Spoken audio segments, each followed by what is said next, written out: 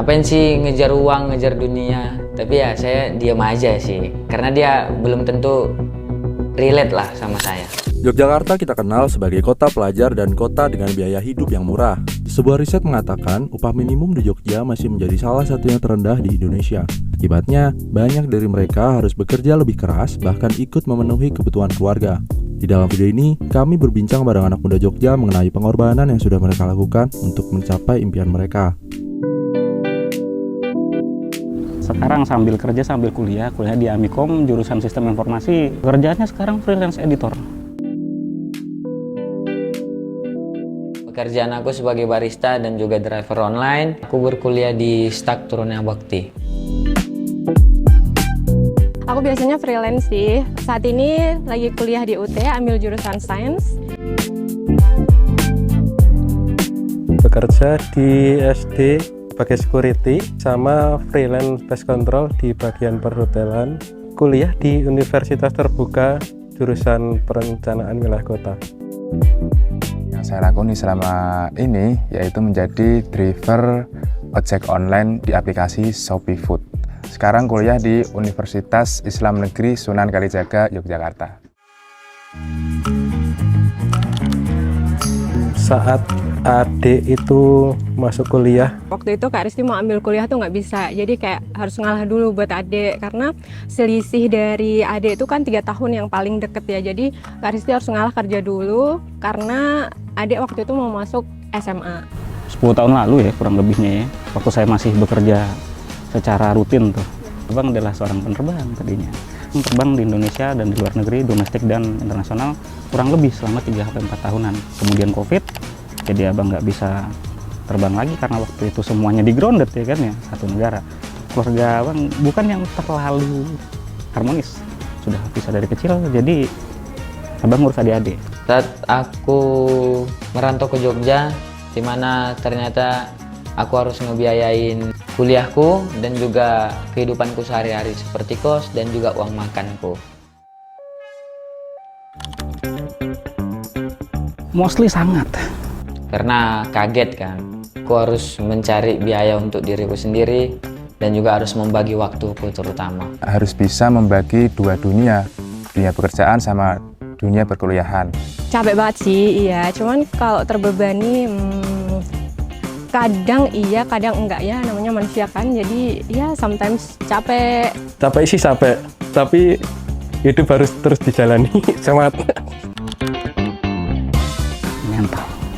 Main sendiri ke pantai atau healing ke gunung. Paling seseorang itu paling temen satu kuliah juga, satu kelompok juga. Laki-laki. Karena kalau bukan aku pribadi yang ngejalanin, siapa lagi? Karena mau berharap dari manapun udah nggak bisa kan. Jadi cuman punya diri sendiri. Jujur agak sulit sih ya, soalnya di Jogja ini kan UMR-nya dikit banget ya. Cuman Kak Risti sebenarnya ada tambahan, kayak Kak Risti sometimes ikut lomba nulis gitu sih. Jadi penghasilannya nggak seberapa, cuman lumayan buat nutup kebutuhan Kak Risti sih. Saya menerapkan di mana target hari ini dibagi 50% untuk pegangan biaya hidup dan yang lain-lain, 50%-nya untuk ditabung. Misal buat persiapan biaya UKT di semester selanjutnya atau bisa digunakan juga sebagai pegangan uang darurat. Cara mengaturnya itu biasanya setiap gajian itu disisihkan buat tabungan. Kemudian untuk makan sehari-hari sama adik, sama mama. Simple aja sebenarnya, sama kayak orang-orang. Dari barista, uang dari barista aku buat untuk ngebiayain uang makan dan juga uang kosku. Nanti dari Grab, dari driver online aku nabung buat biaya mendadak dan juga biaya kuliahku, Pak. Yang rawat cuma bisa digunakan, pengeluaran hanya untuk yang perlu-perlu saja. Jadi frugal, frugal brutal ini jatuhnya. Udah frugal brutal pula, jadi nggak bisa ngeluarin lebih dari itu kadang-kadang. Waktu sih Mbak, lebihnya waktu. Pastinya ngorbanin waktu aku. Waktu sih iya ya. Waktu buat istirahat, buat main, buat keluarga juga. waktu, uang, pikiran, tenaga, ya kan, semuanya. Terkadang-kadang iman dikorbanin juga. Pagi harus kerja sambil kuliah, nanti malamnya dihantam tugas, jadi ya kadang tidur jam 1, jam 2, terus paginya harus kuliah lagi gitu. Karena kayak Karisti tuh daily-nya kayak bangun tidur, kerja, pulang nanti nggak langsung istirahat ya, kayak ngapa-ngapain juga di rumah, karena nggak terus fokus ke diri sendiri. Nanti aku di rumah tuh masih buka-buka laptop, masih cek reservasi online dan lain-lain. Energi juga, pikiran apalagi. Jadi kayak emang ke pressure banget sih di kerjaan Kak Risti. Waktu main, waktu bareng teman-temanku. Karena aku harus ngebagi waktu di mana kuliah, kerja, dan juga di sela-sela kerjaku aku pasti harus mengingat tugas-tugas kuliahku. Jadi dari pagi aku kuliah, masuk ke sore aku mulai kerja sebagai barista, malam nanti aku harus narik ojol lagi. Dan di sela-sela itu aku harus mikir tugas-tugas kuliahku lagi, gitu. Kalau dalam sehari itu biasanya pagi itu ngatur lalu lintas di jalan, habis itu ikut apel atau upacara pagi, habis itu kalau ada MBG terus bagi-bagiin MBG. Kalau habis senggang itu nggarap tugas kuliah, sama kalau istirahat anak-anak itu biasanya pada ngawasin anak-anak. Nah, setelah kerja sorenya itu latihan, maksudnya latihan itu lari apa kalau nggak renang. Sering kecewa sih, kecewa ya. Teman di kampus ada yang ngojek tuh, ada yang jadi gojek, ada yang jadi shopee food, kita bisa lihat sendiri kan. Tapi ada juga yang bapaknya punya perusahaan. Itu fair nggak fair tuh. Makanya abang sebagai orang berdiri di tengah-tengah berpikir, oh iya memang nggak adil. Kalau misalnya adil banget mah kita nggak bisa nyari titik berusahanya ya, karena semua orang harus berusaha kan, balik lagi. Sering banget sih, jadi kayak yang lain bisa ya kuliah, bisa ya kerja ini, bisa kerja itu. Terus tapi itu jadi motivasi sih sebenarnya buat Kak Risti ya. Jadi orang lain bisa loh, jadi aku harusnya bisa juga dong. Jadi itu sih sebenarnya yang membuat Kak Risti tuh kayak nggak pantang menyerah. Jadi aku pengen kayak gitu, aku pengen kayak dia, jadi aku gimana caranya supaya semua dipermudah, supaya cita-citaku, impianku tuh bisa tercapai. Sering, apalagi aku punya sahabat dari SMA yang dulu tuh mainnya bareng terus sampai di Jogja, sama-sama merantau di Jogja.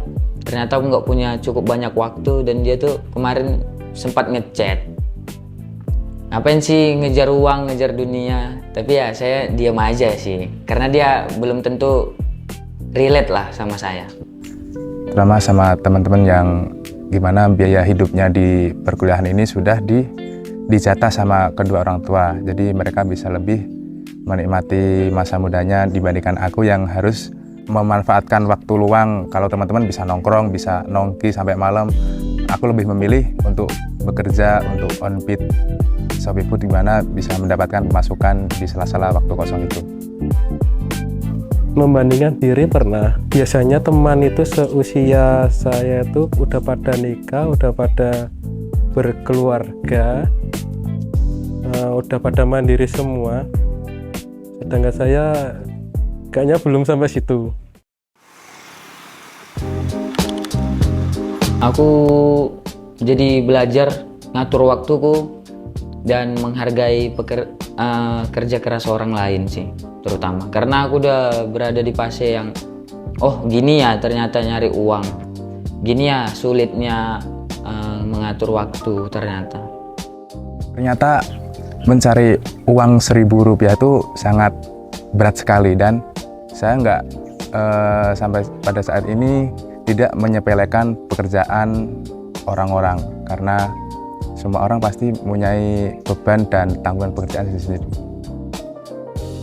Yang paling berharga itu bisa membagi waktu antara kuliah, kerja, sama menyisihkan waktu buat keluarga, walaupun sehariannya kadang nggak ketemu, sama rasa tanggung jawab itu. Tanggung jawab terhadap deadline tugas, terhadap kerjaan, terhadap kita janji ke klien yang freelance itu. Yang paling berharga buat abang adalah kondisi ketika kita sadar bahwa kita harus jadi lebih baik dari hari kemarin. Itu pasti diucapkan oleh semua orang tuh. We must be better. Ini agak pahit ya sebenarnya. Kak Risti kan jujur dulu pernah merit. Mungkin jangan buru-buru ambil keputusan atau jangan pernah kemakan stigma masyarakat karena itu akan mempengaruhi hidup kamu ke depannya. Ingin ngebuka satu usaha lah, ingin jadi owner satu usaha. Cari kerjaan yang lebih baik lagi. Abang ingin dunia jadi lebih baik aja. Pengen kuliah sih sebenarnya, pengen nuntut ilmu setinggi-tingginya supaya Kak Risti ini nggak susah lagi cari kerjaan. Setelah lulus kuliah ini mendapatkan pekerjaan yang lebih baik lagi dari yang ojol, misalnya kerja di kantoran atau gimana biar nggak kepanas-panasan lagi, kalau hujan biar nggak kehujanan lagi kayak gitu.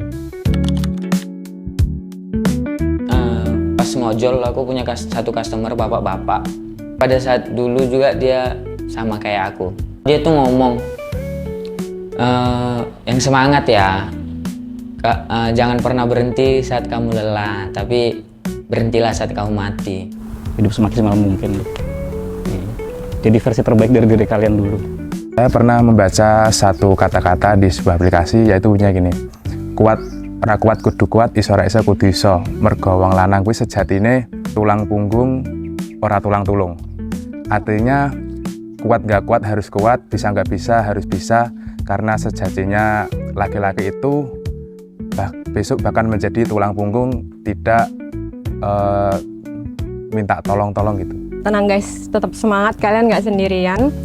Apapun itu, selagi kalian masih muda, masih punya banyak waktu, lakuin hal-hal positif dan jangan buang waktu.